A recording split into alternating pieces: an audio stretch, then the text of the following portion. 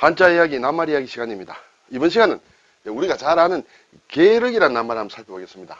우리 가끔 많이 합니다. 계륵과 같다. 이 정확한 뜻이 무엇이고 유래가 어떻게 되느냐, 그리고 또 관련된 다른 낱말들도 한번 살펴보겠습니다. 계륵이다. 개는 닭이다는 뜻이에요. 닭, 개다. 그렇죠? 럭은 갈비대를 얘기한다. 그러면 닭갈비 이런 얘기가 되겠죠. 닭개자는 글자가 상당히 복잡합니다. 여기에 왼쪽에 있는 것이 어찌해다. 그리고 오른쪽에 이제 세조자다. 닭은 세의 하나다. 이 어찌해자는 자세히 보면 위에는 그렇죠. 손톱조자가 있다. 손을 뜻한다. 그리고 가운데에는 이렇게 작을 요자가 있다. 이것은 실과 관련된 글자다. 그리고 아래 큰 대자가 있다. 사람을 뜻한다. 그러면 뭐 여러 가지 설명을 합니다만 쉬운 설명 중에 하나는 사람에게 실을 메어서 손으로 붙잡고 있다. 노예와 같다. 막 그렇게 설명하기도 합니다. 그렇게 막 깊은 뜻은 여러 가지 설명할 수 있으므로 우리가 이 글자를 분해해서 볼 수 있도록 한 번에 보면 잘 획이 복잡해서 잘 보이지 않습니다만 이렇게 뜯어볼 수 있으면 좋지 않을까 생각이 됩니다. 거기에 세조자가 붙었다.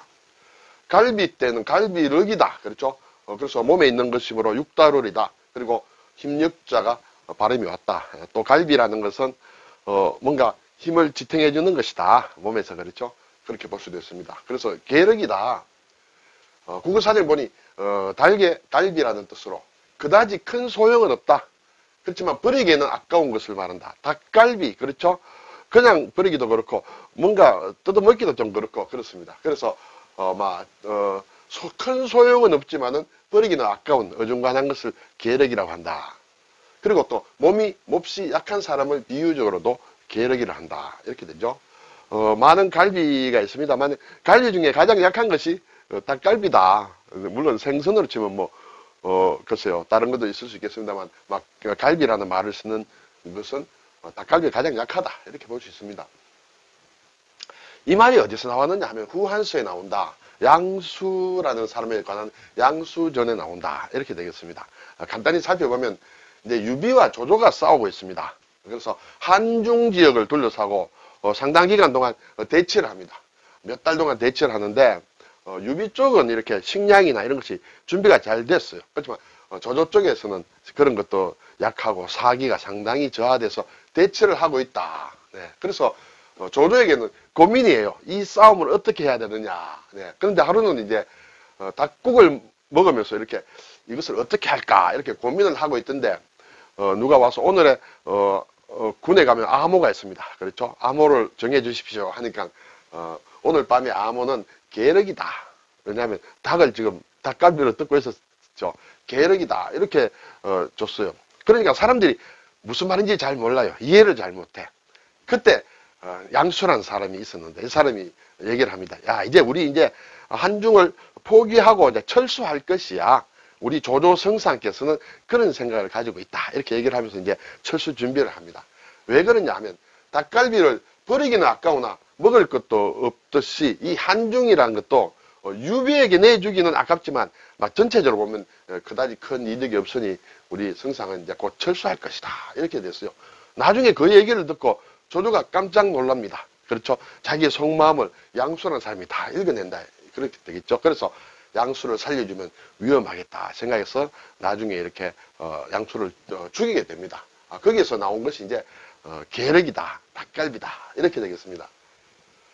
자, 그래서 이 양수라는 사람은 상당히 재주가 뛰어났다. 그 이외에 몇 가지 또 에피소드를 보면 자, 어느 날 조조가 신하들에게 정원을 하나 만들어라고 얘기를 합니다.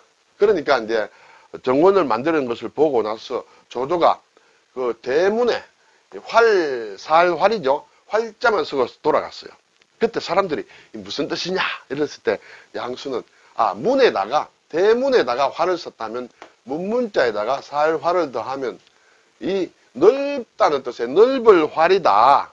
그러면 우리 성상께서는 이 정원이 너무 크다 그렇게 생각하고 계신다. 그래서 좀 줄이라는 말씀이다. 이렇게 해석을 한 거예요. 또 한 번은 조조가 이제 어떤 낙이란 술을 선물을 받아서 들어왔다. 그래서 조조가 한 모금 마시고 그 병에다가 일합이라고 쓰고 이제 신하들에게 돌렸다.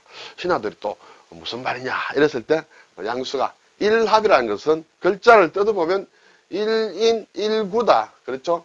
요 뒤에 글자를 보면 인에, 그렇죠? 인에 1에 입구하면 합이다. 일합이라는 것은 1인 1구다. 자, 술을 너희들이 돌아가면서 한 사람이 한 모금씩만 마시라라는 뜻이다. 이러한 것을 할 정도로 양수가 재주가 뛰어났다. 그렇지만 양수는 계력을 너무 이렇게 잘 이해를 해서 결국은 조조에게 죽임을 당한다. 이렇게 되죠. 자, 관련된 것으로 또 노우지독이라는 것이 있다. 노우, 늙은 소, 그렇죠? 소자. 지는 좀 어려운 글자인데 핥는다는 뜻이에요. 핥을지다. 혀슬자가 있죠. 왼쪽에 혀슬자가 있다. 핥는다. 그리고 오른쪽에는 독은 송아지 독이다.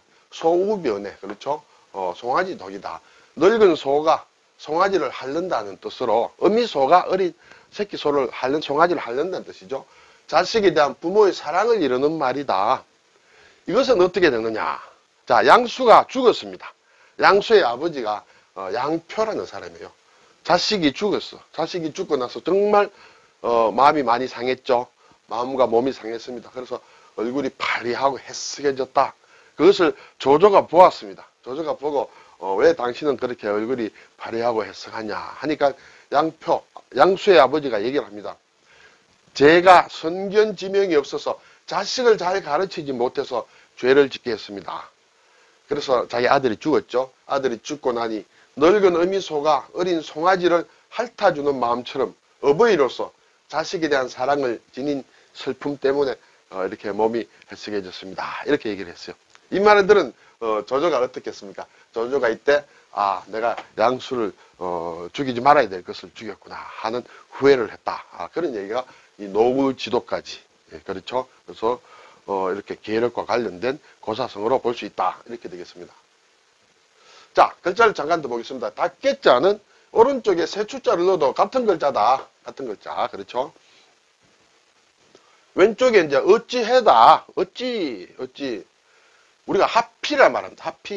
하필 왜 그럴까 할 때 해피란 말도 쓰죠. 가끔 씁니다. 물론 이것은 더 많이 씁니다만 해피를 할 때는 어찌라는 그런 뜻으로 쓴다. 해필 왜 그럴까. 그리고 악기 중에 국악기 중에 깡깡이라고 하는 해금이 있습니다. 해금. 그때도 이 해자를 쓴다. 그렇죠? 이렇게 생긴 것이 해금이다. 이때 어찌 해자를 쓴다. 이렇게 되겠죠. 자, 그리고 여기에 삼수를 붙이면 시내를 뜻합니다. 계곡, 시내 계곡. 여기에서는 오른쪽에 골국을 붙여도 되고 또 돌석을 붙여도 되고 같은 글자다. 계곡이다. 그렇죠? 청살리 벽계수. 예, 그렇죠? 벽계 할 때 청살리 벽계수다. 예, 푸른 산 속에 있는 그렇죠? 또 벽계 푸른 계곡이다. 계곡물이다. 황진이의 시절에 나오는 그때 개자다. 닭과 관련돼서는 중국 요리에 소고기, 돼지고기도 있고 닭고기도 유명하다. 닭과 관련된 요리 이름을 제가 보았습니다. 기스면이다 할 때 기는 닭개자에 해당한다. 실사가 온 것을 보면 닭고기를 이렇게 얇게 찢은 것을 얘기한다. 깐풍기 할 때도 기는 닭개자를 얘기한다. 라조기도 마찬가지다. 예.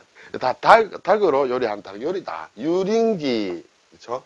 또 지파이라는 것, 저는 먹어보지 못했습니다만 이것도 닭개자 얘기한다. 또 우리가 지단, 그렇죠? 지단, 계란을 이렇게 구워서 붙여서 이렇게 얇게 자른 것을 쓰는 것을 지단이라 할 때도 이때는 게하고 단은 알단자다. 그렇죠? 단백질 할 때 단자다. 이때 다 이런 것은 닭과 관련된 그러한 요리를 나타낸다. 이렇게 되겠습니다. 그리고 연계라고 얘기하죠. 연계백수 할 때 연계는 연할 연자가 변한 것이다. 이렇게 일반적으로 얘기하죠. 양계, 예. 그리고 투계, 오골계, 계란유골, 그렇죠? 계란유골, 군계일학, 이러한 사자성어도 만드는 그런 닭개자다. 자, 갈빗대 늑은 늑골이다. 그렇죠? 뼈골자 써서 늑막이다. 늑막, 예. 늑막염, 그렇죠? 그리고 늑목이라는 것도 있죠. 학교에 가게 되면 초등학교 같은 데 보면 운동장에 이렇게 뭘 만들어 놨습니다. 그렇죠? 이렇게 나무로 이렇게 해서 이렇게 올라가고 하는 뭐 그런 것을 능무기를 한다. 그것이 어떤 모양이 갈빗대 모양으로 상징했다. 이렇게 볼 수 있습니다. 네, 한중일 한자 보면 계륵 결국 같은 글자다. 일본 신자체는 개자가 이렇게 바뀐다. 그렇죠? 여기에 제압이 부자가 아래쪽에 들어갔다. 그리고 중국 간체자는 또 많이 바뀌었다. 그리고 세조자도 간체자가 바뀐다라는 것을 알 수 있습니다. 네, 오늘 계륵 그리고 노지도 이런 것까지 한번 계륵과 관련된 낱말들을 살펴보았습니다. 감사합니다.